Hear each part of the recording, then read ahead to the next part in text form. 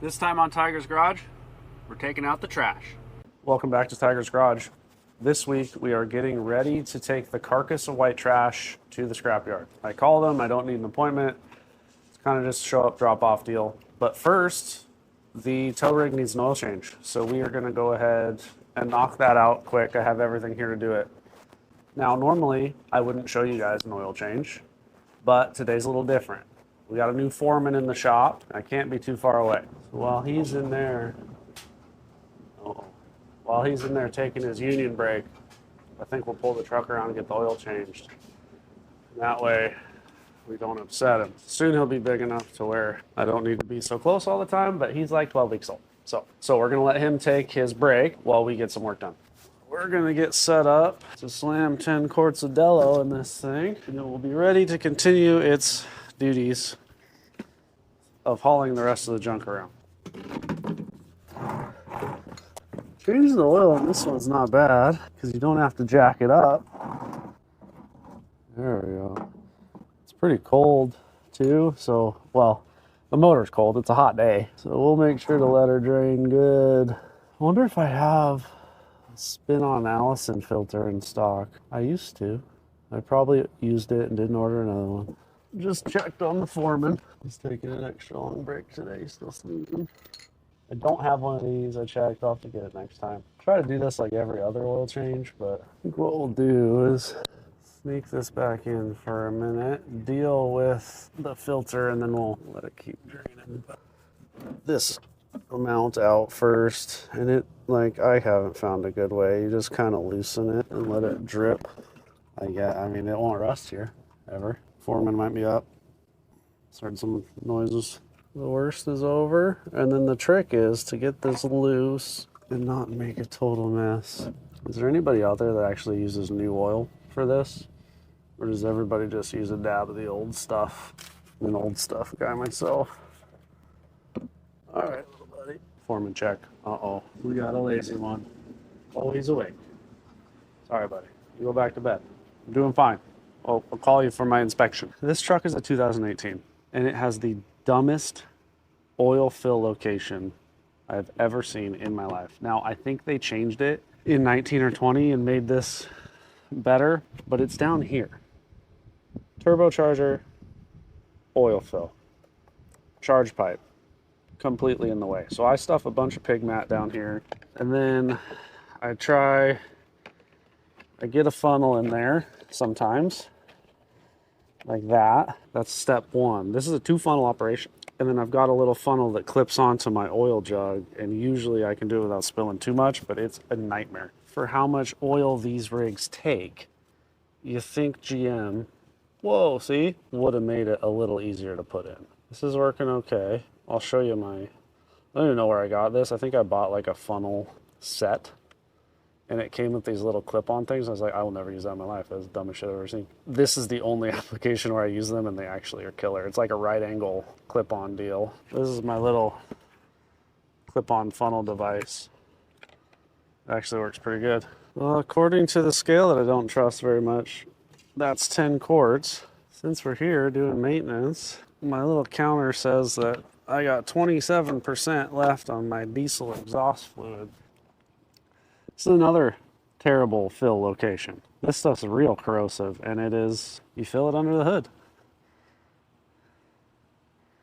I wish, I think at some point they switched it to buy where you put diesel in it, which I think is a better place. At least the spout on this is pretty long. I wonder if this spout would fit one of those oil jugs. That might be better. Because I'm so nervous about spilling under here, I never fill it up. But I do know when the light comes on, it'll take a box. So that's what I do. I just keep a box in the bed. So now I got to buy a box because this was my bed box. All right.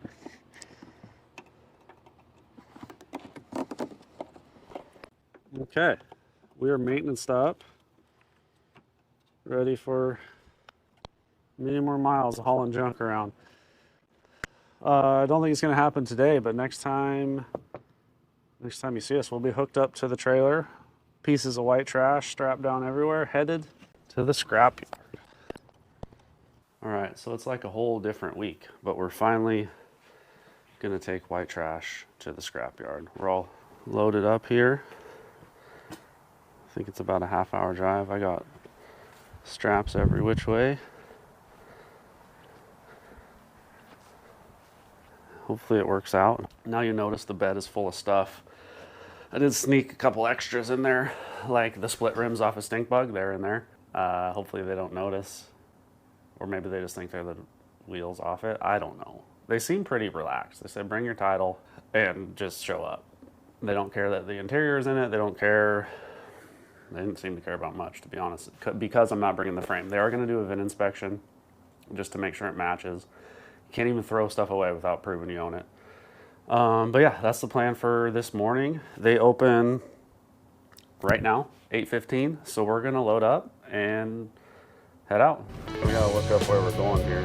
I think it's kind of like it's going to be a bit of a back road situation today.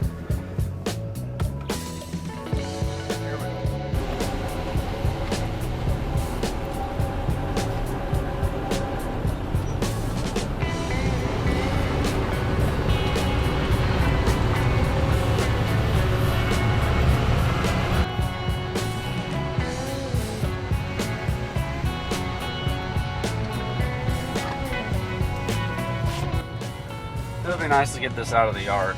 I know it feels like we're getting rid of a vehicle, which is not entirely true because the frame is still taking up a parking spot. But the yard's getting pretty packed. It's hard to mow. I had to move 3 different things just to get this trailer out, stink bug being one of them. So this should help. And having an empty trailer makes me feel better.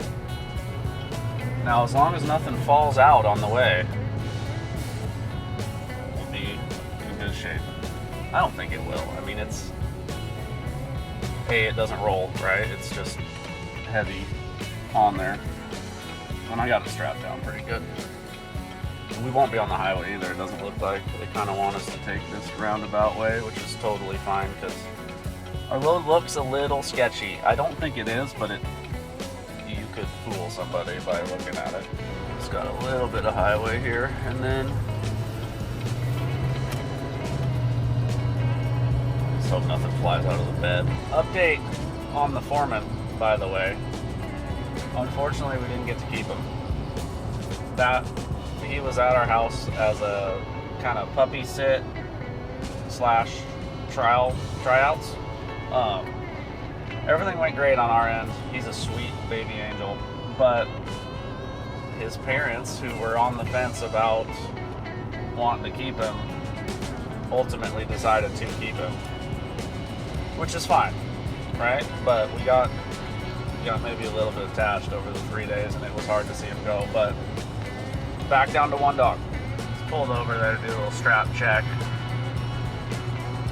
After the first couple miles, it's not going anywhere, I don't think. All the stuff staying in the bed too, which is the real concern. This is the highest speed portion of our journey. We're doing 57 miles an hour. Cars behind me are certainly leaving some distance. All right, we're off the beaten path a little bit here.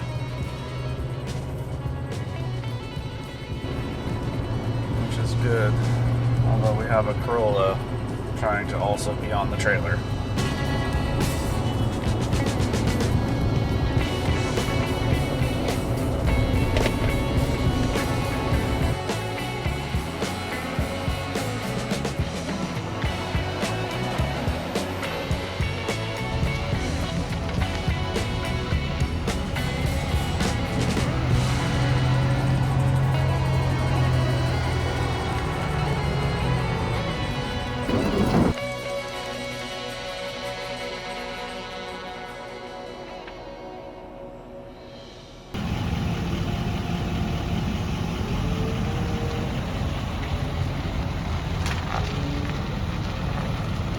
All right, so we're back home with an empty trailer. White Trash has officially been taken out. Now, that's gonna do it for this episode, but I think we should play a little game. So here's what I want you to do. I want you to drop a comment and guess how much money I got from scrapping White Trash. Now, I'll give you a little bit of a hint. The scale weight for what we dropped off was 1,760 pounds. That's hint number one. Hint number two is it's not a very big number.